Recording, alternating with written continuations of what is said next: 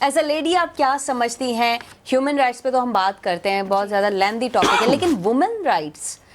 Rights का हमें क्या पता है? एक लेडी के राइट्स का उनको पता होना चाहिए, चाहे वो जॉब कर रही है, चाहे वो घर में बैठी हुई है। जी,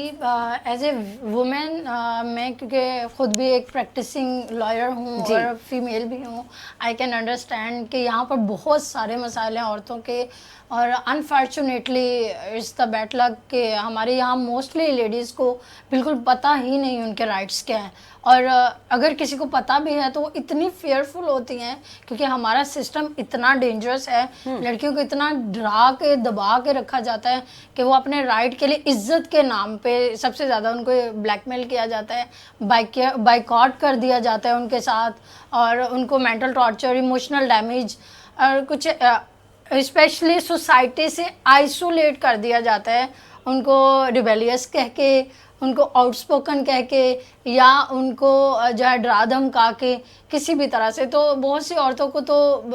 पता ही नहीं राइट्स उनके क्या हैं, और जिन औरतों को पता है वो बेचारी ये सोशल जो ऑब्स्टेकल्स हैं उनके प्रेशर में आके वॉइस रेज नहीं करती, और जो कोई कर लेती हैं उनको इतना शदीद क्रिटिसिज्म फेस करना पड़ता है कि वो या तो इमोशनली ट्रोमाटाइज हो जाती हैं, तो या फिर उनको जो है वो रिलोकेट होना पड़ता है। As I am a female advocate, तो मैं डेली बेसिस पे हज़ारों केसेस ऐसे डील करती हूँ जिसमें लड़कियाँ आती हैं बेचारी मेंटली टॉर्चर्ड आती हैं, डोमेस्टिक वायलेंस की विक्टिम आती हैं, फोर्सफुल मैरिजेस की विक्टिम आती हैं, उसके अलावा इसमें फाइनेंशियल अब्यूज़ की विक्टिम आती हैं, मेंटल टॉर्चर की विक्टिम हैं। लेकिन ये है कि बहुत सारी पढ़ी लिखी औरतें भी आती हैं जो बहुत अच्छी पोस्ट पे भी हैं, लेकिन क्या है सोसाइटी ऐसी है, कल्चर ऐसा है कि वो वॉइस रेज तो करती हैं लेकिन उनसे सोशल बाइकआउट ये कह के कर दिया जाता है ये ज़्यादा पढ़ ली गई, इसका दिमाग ख़राब हो गया, या ये जिसको अवेयरनेस नहीं है उस बेचारी को आइसोलेट कर दिया जाता है, गैरत के नाम पे मारने की धमकियाँ दी जाती हैं। काफ़ी अभी मेरे पास लास्ट तकरीबन 2-3 वीक पहले एक केस आया था, उस लड़की को उसका शौहर जलाता था। ओहो, ठीक है, उसको जलाता था और वो हमारे पास आई, हमने उनको जो है वो शेल्टर होम में भी भेजा, सब किया, और फैमिली आई प्यार मोहब्बत से उनको कन्विंस करके वापस ले गई, माफ़ी तलाफ़ी की, रिटर्न भी किया, और घर जाकर उनको